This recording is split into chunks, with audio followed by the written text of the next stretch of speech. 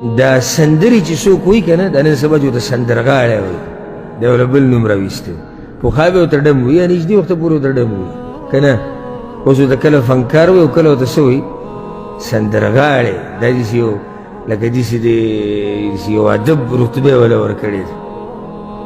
دغه ډول مول چې وایي دغه دا ډولکي چې وایي ته په ډم وایي ورته هنرمن او فنکار او بعض وی دا زمونږ د قوم خدمت کوي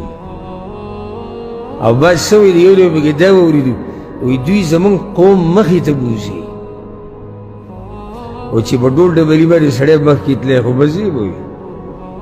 دا خو قوم دله تباه کوي د پښتنو تاریخ د اسلام تاریخ ګډوډ کوي نو بعض دغې پورې نښتي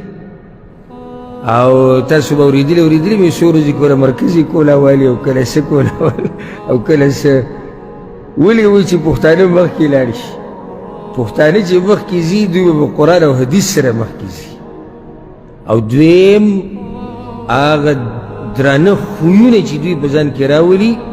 چې کوم درانه خویونه د دوی په مشرانو کې وو او هغه د قرآن او حدیث خلاف نه یي هغه خویونو سره دا قوم مخکې تللی شي نو امام مالک وایي چې زه به په دې کسانو پسې تلم ما به دې سندرې زده کولې نو مور راته وایي چې زویه ته ګوره دا خبره یاده کړه چې کوم کس چې سندرې وایي دی چې کله قبیح الوجه لکه یعنې مخ نه ښایسته نه نو د ده سندرو ته څوک توجه نه ورکوي او ته دا دی چې دومره ښایسته نه یي نو پریدا فدعی الغنا دا سندرې پریدا دې سندرو پورې ته نښتې او دین یې زده کړه ځکه دین چې دې زده کړو نو په دیندارۍ کې څوک د چا مخ ته نه ګوري چې د مخ څنګه دی خو دا خلک پرې میني چې کله الله والی وی بس د هغې نه بعد بیا ما چې دی نو دا ډمان پرېښودو د سندرو والا او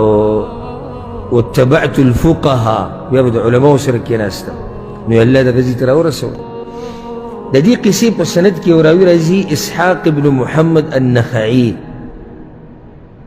او د ده په باره کې محدثین وایي کذاب وضاع من الزنادقه دا یو زندیقو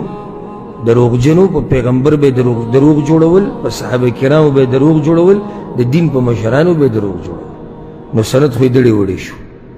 سند د قصې دړې وړې ختم چې زندیق پکې راغی پاتې څه شو هېڅ هم پاتې نه شو نو دا قصه څه شوه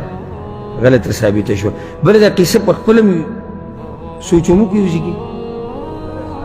وایي ته ښایسته نه یې او امام مالک څه دی ښایسته دی دا هم دلالت کوي ودې دا قصه دروغ ده هغه څوک سپین سړی دی ښه ښایسته سړی دی نو څنګه هغه ته مور دا وایي چې ته ښایسته نه یې ته دا سندرې پرېږده او ته چې دی نو علم کوه دا شي پالتو خبره ده